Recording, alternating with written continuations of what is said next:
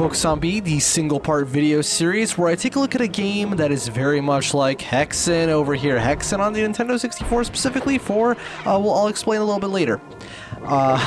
Anyway, what do I mean by very much like this game? Well, have you ever heard of, well, I'm pretty sure I'm about to make this up, but I'm sure people have their equivalent phrases. Have you ever heard something like a game that's the first few levels and you never beat it? Yeah, that's what this is. This is the epitome of that. It's the kind of game you jump in, and you're instantly drawn in by the... I'm fucking dead.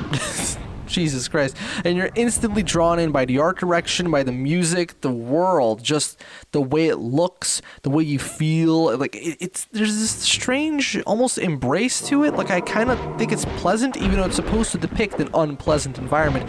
Only video games can do that, you know? Like, they create a world that is supposed to feel like garbage to be in, but actually you want to be in it. I haven't noticed that anywhere else in any other medium. Though, to be fair, I mainly play video games and that's about it. I don't really care for movies too much.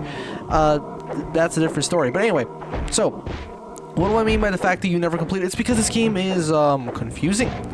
This is very much in the vein of... Actually, I think it's not so much in the vein of the late 90s shooter. Because it's not even a shooter. This is practically it's a Metroidvania. Except this came out the same year that the Metroidvania genre was kind of... Well, no. Because Metroid existed for much longer. It's more of a matter of the fact that this came out the same year as Symphony of the Night. Just let that be a point of reference, right? And the thing is... I don't want to call it like a Metroidvania necessarily, but it's sure as hell in a Doom mod, right? Like, it looks like Doom. It doesn't really play like it. Well, it kind of does. You can jump. That's not something you can do in Doom. Well, at least not by default. And I think the PC version... No, hold on. Did the DOS version have... I literally have the DOS version. Why don't I just compare? Because I'm playing this version right now. But yeah, with the DOS version, you... I think you can... It does that weird Wolfenstein thing where you can use the mouse, just the mouse, to move. I'm not even kidding. You drag the mouse around. Like, who actually played games like that? That was really strange. Anyway, so, as you can see, we're flipping some switches. So far, everything seems kind of linear, doesn't it? Now, I've played this part of the game a couple dozen times, so I already know what to do. And honestly, I can imagine very few people getting confused at this point of the game. You're just kind of fighting some guys, opening stuff, and you're making your way through. It's not really all that confusing. In fact, the artwork is very good. Let me explain. Why am I playing Hexen 64 specifically? Well, because it feels like a step forward, like a cross between Doom and Quake 2, if that makes... Because this came out the same year as Quake 2.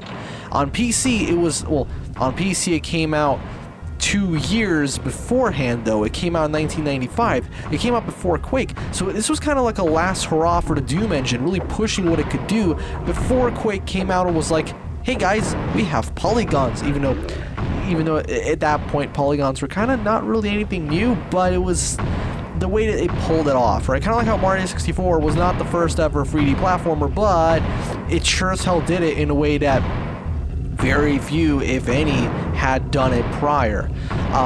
So this kind of feels almost like a remake in a way, a reimagining, but before its time, except for the fact that, well, it's the exact same game, pretty much. It has all the same assets, it's just that now everything's all fully 3D rendered. You can also strafe if you hold down... You can strafe in the PC version too, I think, using, what was it, like, the question mark and the whatever. No, I think it was the arrows, not the arrows, but I mean the larger than, like more than and less than, and you also use the question mark and / to jump. Yeah, because they introduced jumping in the engine, which later on, if we get to that point in these 20 minutes worth of episode, we might end up seeing that part in the game where you expect they legitimately expect you to jump, and it's the funniest fucking thing because it's like it doesn't work at all, like in the slightest. The momentum and this game has absolutely zero coyote frames. Yeah, I've only recently heard that term. We're gonna throw it around. Basically, it's a lot of games will actually give you some leeway with jumping, where they will let you jump a couple frames after you technically should already start to fall, right? How do we activate? Okay, if we're jumping, that must mean that we're not. Yeah, the door is locked, and oh, of course, switches that blend in perfectly with the environment. That is also another thing that this game Oh, yeah, it must be this way. Cool. I think we're just automatically sprinting. But anyway, yeah, so here the strafing system is a little bit odd. You have to hold down the Z button, basically, to strafe. But you know what? It's intuitive enough, I guess. I like the combat in the way that it has a different flow to it compared to, like, something like Doom. Where here, it's about the rhythm between getting close to do some damage and backing off. Oh, you know what? That could be a way for me to implement it into this game I'm working on, where the enemy would wait a little bit, and no, but then it becomes too predictable. No, I don't want it to be too easy. I don't fucking know. What am I even talking about? Also, by the time this is uploaded, the game will probably be, knowing me, abandoned. No, okay, I mean, I'll try and get, like, at least one level done, so I feel like I've done something. Because even just one level can feel immense, right, if done correctly. Now, am I going to do it correctly? Probably not. But anyway, like this game, for example, it literally could have just been, in fact, there was there a shareware version of this game? There probably was a shareware version. It must have been, like, the first few areas. And it could have just been that, and as far as I was concerned, well, as far as I would have been concerned in 1995 if I were even alive, I would have felt that, hey, you know, that's cool. I like what they've done here. Again, there's so many projects and demos and these random things that exist in video games that are totally incomplete, and yet just on their own they infinitely fascinate me. And not even necessarily because they're incomplete so they have that mystery. No, it's just because what they've shown is enough to get me interested, right? There's a reason why so many people used to obsess over the fucking 2001 Duke Nukem Forever version, which eventually did get leaked, kind of, and now they're putting it together, you know, based on what we have as information. All those sorts of things, or all these, like, different leaks of early versions of games, or games that were just never released. I mean, there's a reason why the entire Sonic well, not the entire Sonic fan base, but a good chunk of it goes absolutely nuts about fucking Sonic Extreme, even though, let's be real, the game probably would not have been amazing, to be completely honest, like, totally objectively speaking. It would have been, from what I could tell, a solid platformer with a gimmicky presentation. Well, the music was, I mean, the music would have been completely redone. It was just a placeholder soundtrack. You know, kind of like a concept soundtrack, but man, Space Queens, if they had redone that, it would have been an absolute fucking crime against humanity, because that is an incredibly good composition. Anyway, what about Hexen? Well, this is the kind of game that really makes me realize how fortunate we are that this isn't the mentality behind game design anymore, despite its advantages. Because yes, I will admit, when you figure out a puzzle, you feel pretty good, assuming you do it on your own, which of course nowadays you don't have to do. But at the same time, have I done this correctly? I don't even fucking know. If I've done this right, yes, okay, I've done this right. And now we're going to do a little teleportation effect, which is kind of broken on real Nintendo 64 hardware. I actually own a Nintendo 64, and I've hooked it up to a CRT, and I'm recording this with a FrameMeister. No. No, I'm not. Come on. Okay, you gotta hit the button. There you go. There you go. Now he's gonna play a sound effect. Greetings, mortal. Are you ready to die? Well, seeing as this is about a decade or so before Dark Souls, no, I don't think I'm ready to die quite yet. Prepare to Die edition. That's a funny way to market your game. You know, that is kind of the crazy thing about, like, video games. The fact that them being difficult to play is, like, its genuine selling point. And I totally get that, you know, because you want that, right? But you never, like, advertise, like, a book with, like, good luck figuring this shit out. Well, actually, no, there are books that genuinely also thrive on that. I mean, I guess everything's going to thrive on that's why progressive music exists, because it's all about, hey, so, you know, time signatures, how most songs follow a very easy to follow one? Let's just do, like, let's roll the dice, all right? And then pick a random number between 8 or 6, oh no, just 8 or 16, or 4 as well, and then that's our time signature, okay? So, 82 30-second notes? Fuck yeah, let's go. That's gonna be a prog riff. Anyway, what are we doing here? This is like the central hub world. Again, this game has a very different structure compared to something like Doom. Why am I even comparing it to Doom? It's not like it in the slightest, and I really do love seeing games like this. This has like a very almost fan game mentality, or like a mod where you take an engine and totally redo what was initially, make a game that really was never conceived with it in mind. Because, you know, like, John Carmack wasn't really thinking that. I think Quake initially had a very different idea as to what it was supposed to be. I think Romero particularly wanted it to be much more open, but they wanted it to be a totally different game, but they didn't have time, so what did they do? They went ahead and revolutionized 3D visuals, just like casually doing that real quick. But yeah, anyway, that's just kind of how things happen. But with this game, it's kind of a realization of that in a way. Before Quake even came out, but still, the point is, though, that this does kind of remind me of those kind of projects where they'll take a conventional system and then totally change the way that it's meant to be used. And what else about that? I mean, what was I even... Fuck, I've completely lost my train of thought. This dude needs to die right now. You know, this axe, it's really cool because if you have magic, or mana, sorry, it works like, you know, it shoots electricity and shit. Otherwise, it's just a regular axe. I find that pretty funny, except that it does mean that it's not useless. See, that's the one thing. It's like this game kind of alleviates the whole ammo problem by just making it so you kind of have infinite ammo, except that you still have a very real incentive to try and get as much of the ammo, so to speak, as possible. So basically the whole world is connected via slip gates, which is also very Quake, come to think of it, except that it's, like, yeah, it's basically a central hub world. Now we're going to another area. As you can see, this place, it's the big snowy... Oh, fuck me. It's the snow world. And why is it snowy? Well, because it... I don't fucking know. Because they decided it has to be snowy. This path is barred. Not... It looks like the letter K. It looks like backed.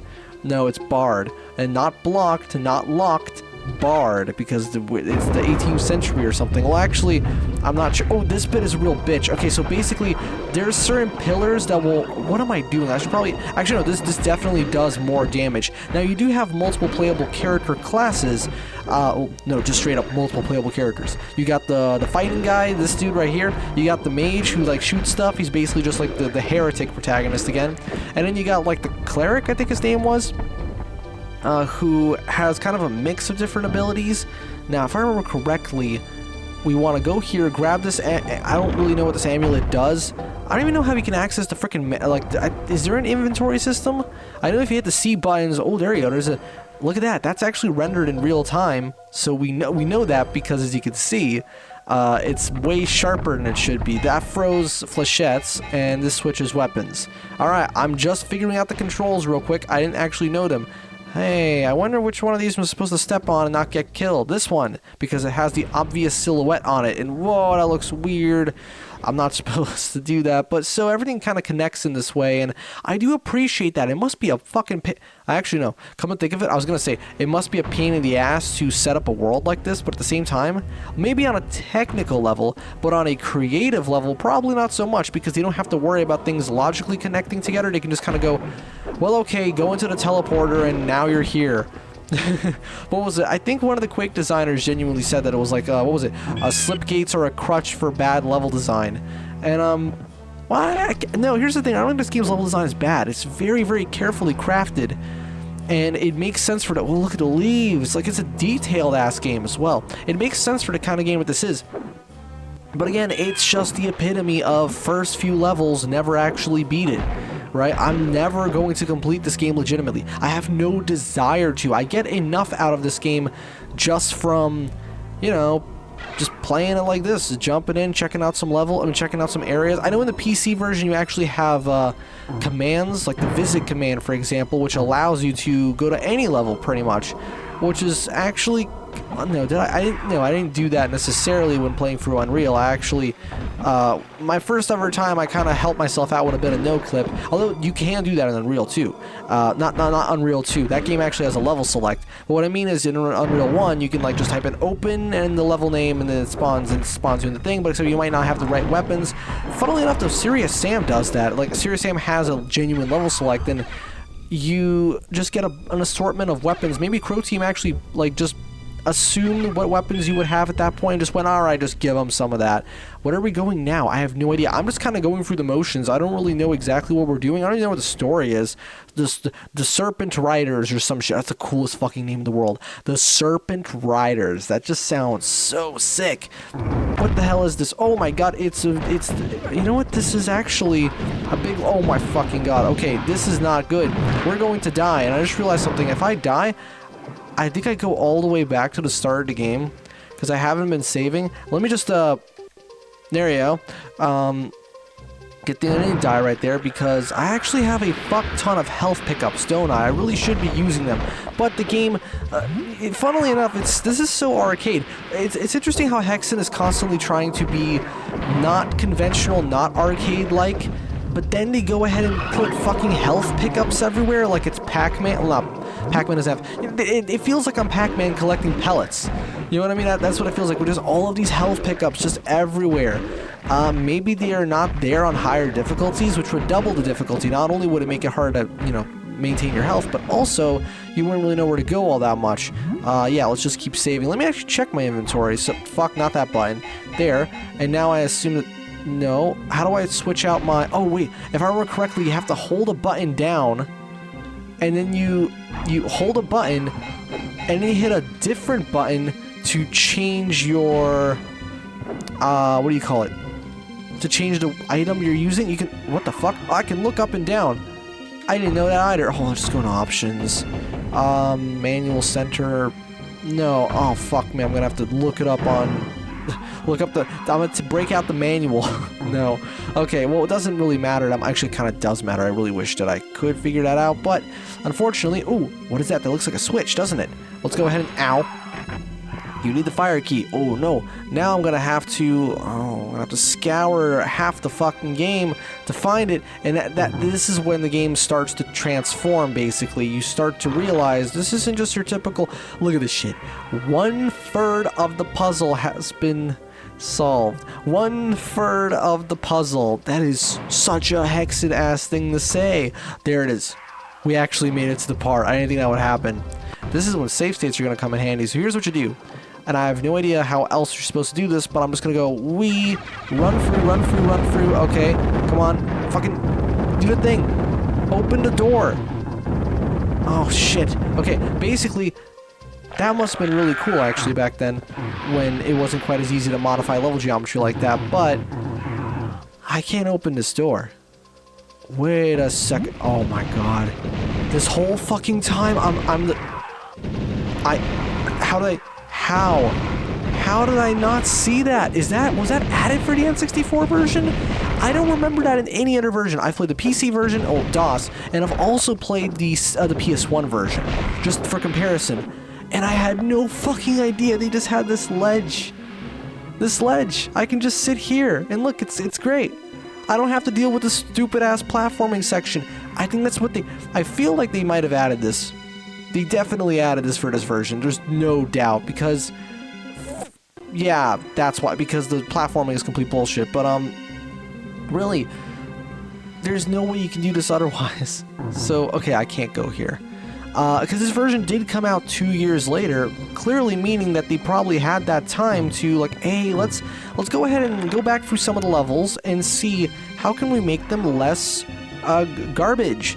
Okay, so as you can see, we can just... How did it take me so long to notice? I've played this game so many times, and I never stopped to look like, oh yeah, you can just go over here.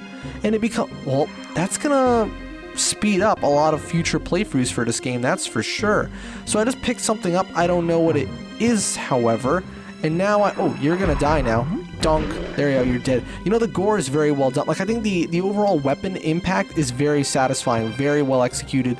Even though the animations are a little bit stiff, like, it definitely doesn't have the same level of fidelity as something like Blood. Dude, Blood is an amazing pixel art game, but, well, pixel art, pseudo 3D, you know, that kind of the build look, right? Built to the bone, that kind of thing. But at the same time, though, this definitely has, like, a very... Like, everything on the N64 looks like it's made of cardboard, and for some reason I've always loved that charm of it. Like, with PS1, things feel... somehow, they do feel a little more organic. You gotta fucking mash the button. There you go. So, I've done something in there, and now... let me get my health up real quick. I'm assuming that I'll be able to... I mean, we're gonna end the episode real quick. Because we're almost done, but still, man, Hexen's a fucking crazy game, and it's one of those, like, ever expanding things where I'll never be able to fathom the entire girth of this game, just its size, right? And I know it's objectively, it doesn't have like the most square feet of fucking, not square, yeah, I guess no, cubic meters of level design, you know what I mean? It doesn't actually have the biggest levels because it's a fucking N64 game, but they feel gigantic because of the way the game is designed, and I'm pretty sure I'm not supposed to be going there. Hold on, wait, I think I need to go over here instead. Yep, there you go. This must be a new level section. Yeah, I haven't flipped the switch before. Okay, let's just call it a day for now. Hexen is crazy, and I'm probably going to keep replaying these first few areas of the game over and over again. We actually didn't get to one of my favorite areas because of its really claustrophobic environments. For some reason, I'm kind of a sucker for that. You know, claustrophobia, I like have the opposite of that. Like, what is it? Like claustrophilia, I guess? Like, I really like closed-in, cramped environments for some reason in video games. They feel very welcoming in a strange way. I've already talked about this, but anyway. This has been Focus on B, the single-part video series where I take a look at a game that I definitely would not want to let's play, but I think it's got a lot of qualities, and I know you've probably checked this out. Who am I kidding? So I was say, oh, go check this game out. You probably have already played it if you have similar taste in games as to myself. But anyway, I'm gonna see you guys next time with Focus on B. This has been Hexen.